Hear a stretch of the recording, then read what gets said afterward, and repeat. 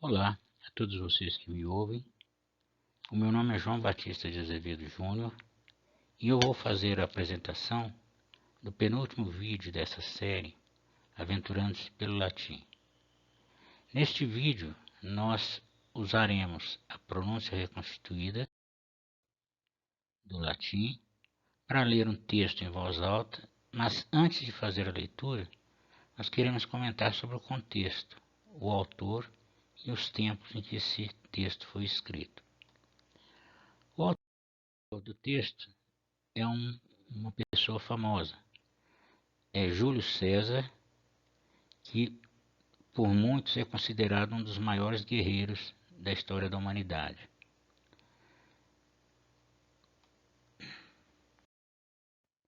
Júlio César, cujo nome era Gaius Iulius Caesar, ele nasceu em 100 a.C. e morreu em 44 a.C.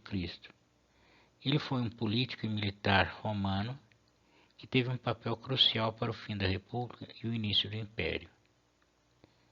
Ele nasceu em uma família do patriciado romano, era sobrinho por afinidade de Gaius Marius, general e político eleito 7 vezes cônsul e a certa altura líder dos populares, e em 82 a.C., depois de uma sangrenta guerra civil, Lucius Cornelius Sulla Félix, general e líder dos Optimates, tornou-se ditador e tomou uma série de medidas contra César, culminando com uma ordem de prisão.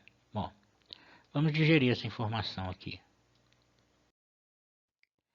Eu vou citar várias pessoas durante essa apresentação e, por exemplo, o nosso principal, Gaius Iulius Caesar, Gaius Marius, Lucius Cornelius Sulla Félix, Gnaeus Pompeius Magnus, Marcus Licinius Crassus, Lucius Cornelius Cinna, Gnaeus Octavius.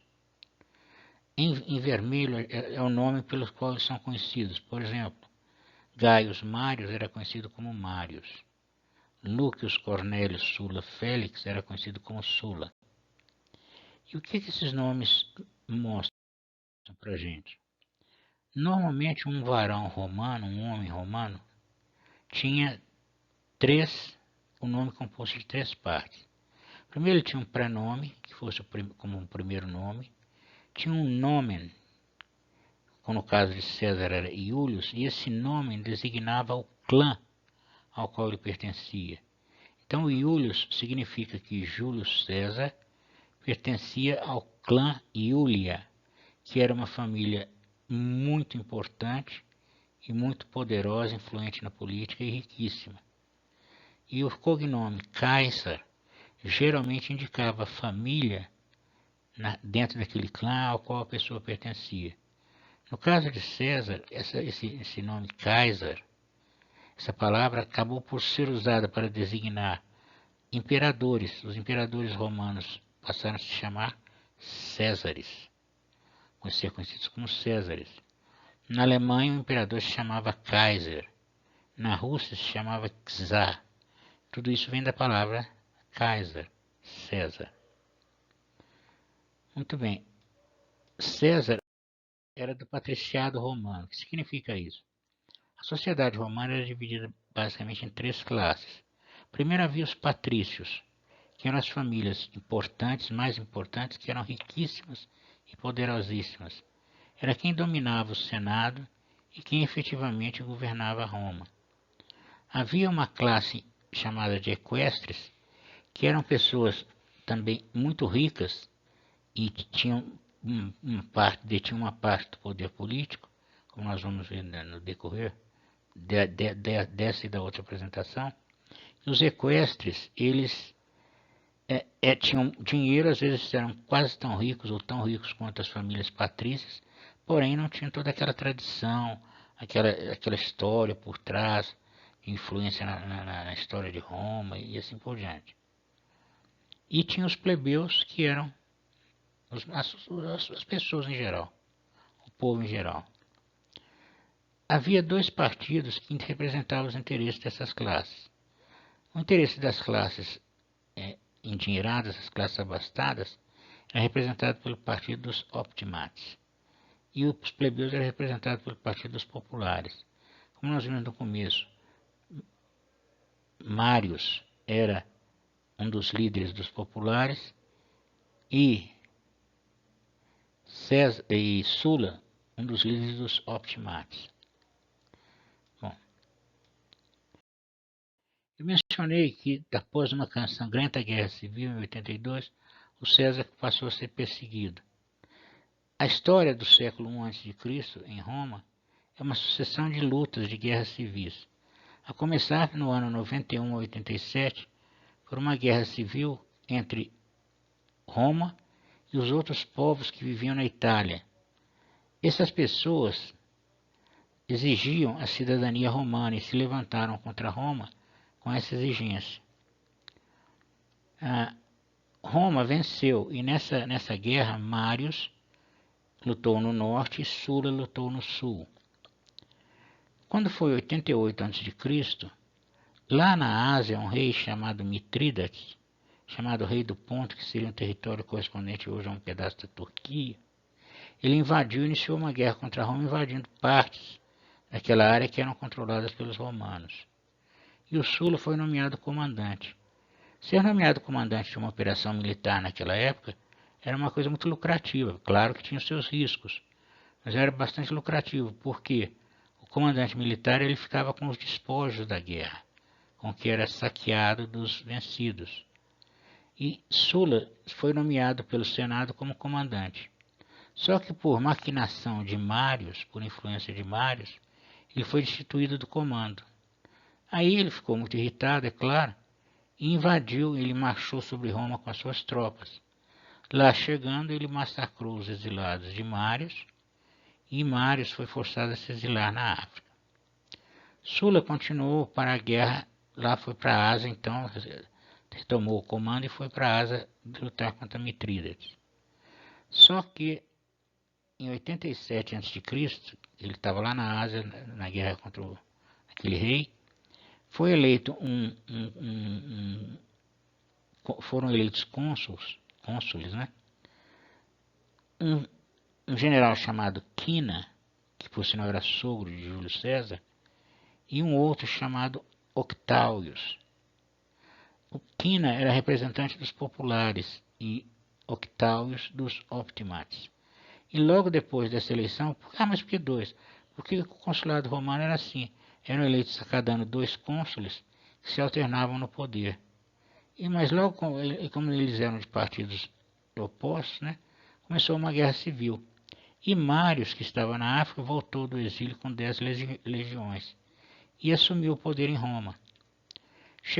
Assumindo o poder em Roma, ele promoveu um massacre dos partidários de Sulla e forçou o Senado a que o elegesse pela 7ª vez como cônsul, e morreu logo depois. Mas foi um massacre bastante extenso, né, dos partidários da oposição a ele. Bom,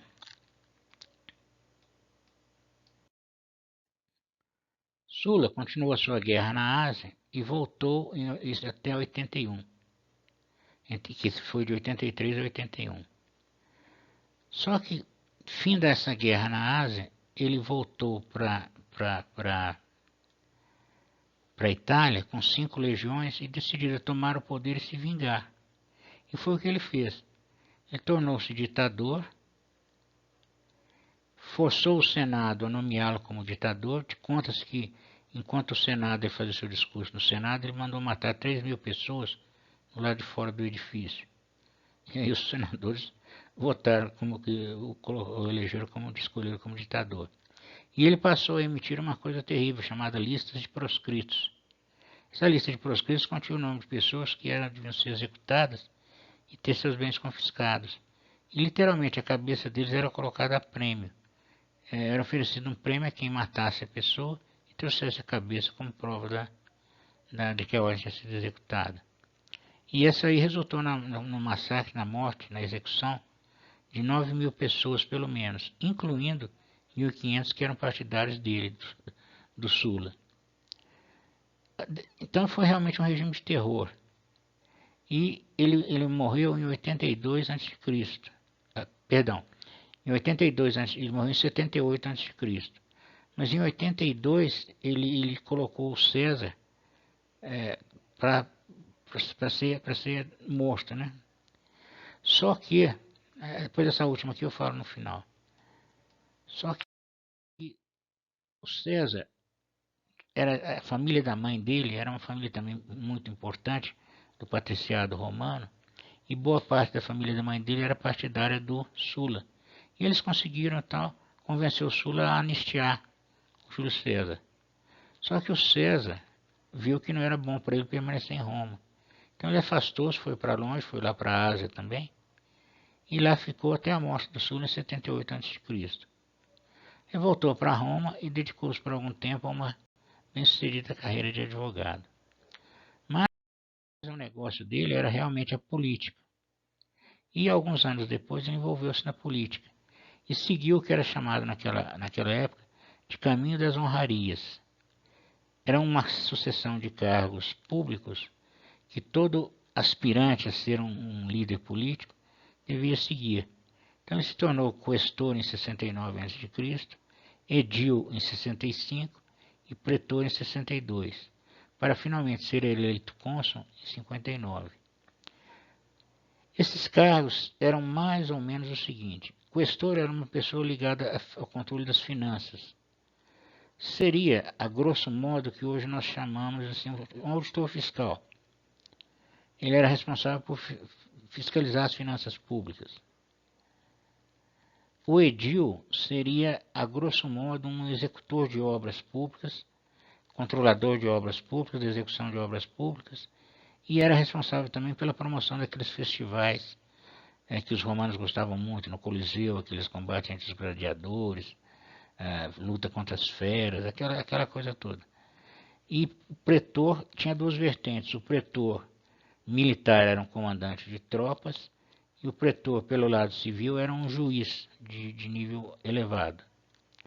E, finalmente, o cônsul era o chefe, né? Seria tipo o presidente. Só que o consulado romano era assim: eram eleitos 2 cônsules por um período de 1 ano que se alternavam no poder.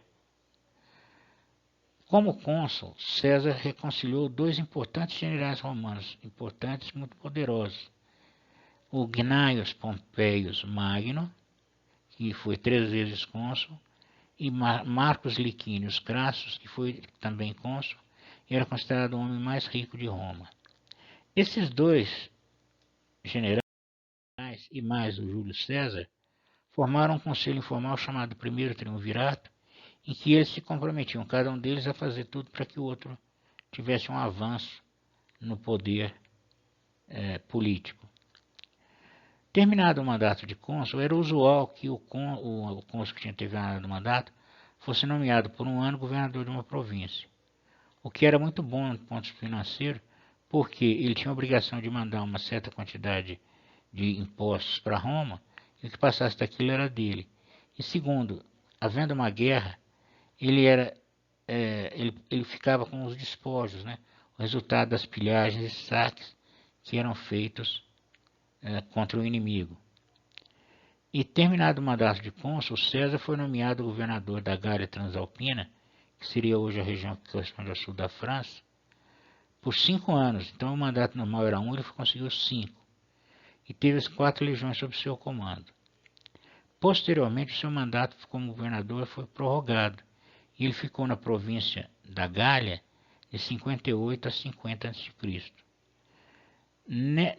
Nessa época, uma legião romana tinha 3.600, em média, a força efetiva de combate era de 3.600 homens, que eram divididos em 10 coortes, cada coorte de 360 homens, em 3 manípulas de 120, cada manípula em 2 centúrias de 360 homens. Perdão, de 60 homens. Então, 10 coortes, 3 manípulas por coorte, 2 centúrias por manípula, 60 homens em cada centúria, apesar do nome centúria era 60. E quem comandava essas centúrias eram os centuriões, que eram plebeus que tinham sido alçados ao cargo de centurião pela sua bravura no combate, e que exercia o papel de comando ali das tropas mesmo na luta. E esses centuriões, eles eram quem efetivamente lutava, seria equivalente aos sargentos de hoje. Então César foi para a Gália e acabou ficando lá de 58 a.C. a 50 a.C. Nessa época, ele fez um combate contínuo contra os gauleses, contra os povos da região, né? E subjugando a todos e garantindo o controle de Roma sobre toda a região. Então ele foi para aquela região que era a Gália Transalpina, que era o sul, equivalente ao sul da França. Quando ele terminou o mandato dele, ele tinha conquistado toda a região que corresponde hoje à França, à Bélgica e um pedaço da Suíça. E nesse tempo ele subjugou 300 tribos, matou 1 milhão de gauleses e escravizou 1 milhão de pessoas e destruiu 800 cidades. Os escravos também representavam dinheiro, que eles eram vendidos, né? E as cidades destruídas eram saqueadas e isso aí representava dinheiro. Então ele ficou riquíssimo, além de ter uma fama imensa como comandante militar de sucesso. Em janeiro de 49 a.C., o Senado ordenou que César voltasse a Roma, sem as suas tropas. Isso aí foi uma manobra do Pompeu. Por quê? O primeiro triunvirato havia se dissolvido, Crassus havia morrido, Pompeu havia ficado extremamente preocupado com o poder e a riqueza que o César havia acumulado, e essa ordem que ele conseguiu que o Senado emitisse, César percebeu que se ele voltasse a Roma sem as legiões, ele seria preso e talvez morto. Então ele decidiu, alguns dias depois que recebeu essa ordem, a cruzar o rio Rubicão, que era a fronteira, com uma de suas legiões, que era a 13ª Gêmina, e ele veio para Roma, e no caminho ele foi aclamado, foi recebido como líder por diversos lugares por onde ele passou, e quando chegou em Roma, o Pompeu fugiu para a Grécia com as suas tropas, ele se dedicou a combater os partidários do Pompeu que haviam ficado, venceu todos, foi para a Grécia atrás do Pompeu, venceu o seu opositor numa batalha chamada Farsala, que Pompeu fugiu e refugiou-se no Egito, onde foi assassinado. Então, César se tornou o ditador perpétuo, foi nomeado pelo Senado ditador perpétuo, assumiu o poder absoluto, foi benevolente, ele não fez aquela perseguição de lista dos proscritos, etc. Não fez, ele acolheu os ex-adversários dele com, vamos dizer assim, clemência, e ele foi ditador, governou até 44 a.C., quando ele foi assassinado. As suas realizações incluem a reforma do calendário, que é o calendário juliano, que durou até o século XVI, quando foi substituído pelo calendário gregoriano. Ele fez distribuição de terras, simplificou o sistema tributário, incentivou o repovoamento da Itália, regulou a questão de empréstimos e débitos, enfim, fez muita coisa que estava que os populares almejavam. Mas foi assassinado pelos seus opositores. E aí depois é uma outra história, que foi o fim da República Romana. Aqui um quadro que representa o assassinato de César, ele foi assassinado dentro do Senado. E a obra que nós vamos ler um trechinho chama-se De Bello Gallico, ou Commentarii de Bello Gallico, Comentários sobre a Guerra Gálica. E esse livro foi escrito por César, são 7 livros, só um que foi escrito por um auxiliar dele. Nesses livros, que além de ser um grande general e político, ele era também um excelente escritor e historiador.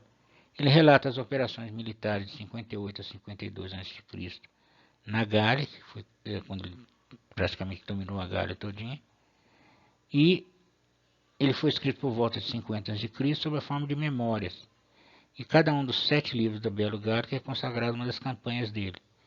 São documentos históricos de valor, porque, além de um grande escritor, ele era também um historiador minucioso, e acredita-se que o que está escrito ali representa realmente uma verdade histórica.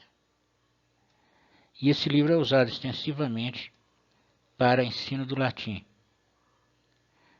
Praticamente todo curso de latim aborda o livro de Belo Gallico. Quando ele saiu da Gália, ela era tudo isso aqui, estava sob o domínio dos romanos.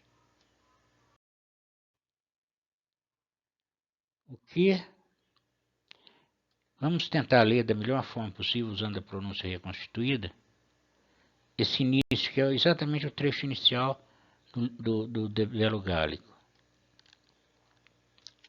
que diz o seguinte: Caesar de Belo Gallico, Gallia est omnes divisa in partes tres, quarum unam incolunt Belgae, alian Aquitanii, tertiam qui ipsorum lingua Celtae nostra Gallii appellantur, hi omnes lingua institutis legibus inter se differunt. Gallus ab Aquitanis garrumina flumen, a Belgis matrona et sequana dividit. Horum omnium fortissimi sunt Belgae, propter ea, quod a cultu atque humanitate provinciae longissime absunt, minmeque ad eos mercatores saepe comiant, atque ea quae ad effeminandos animos pertinent important.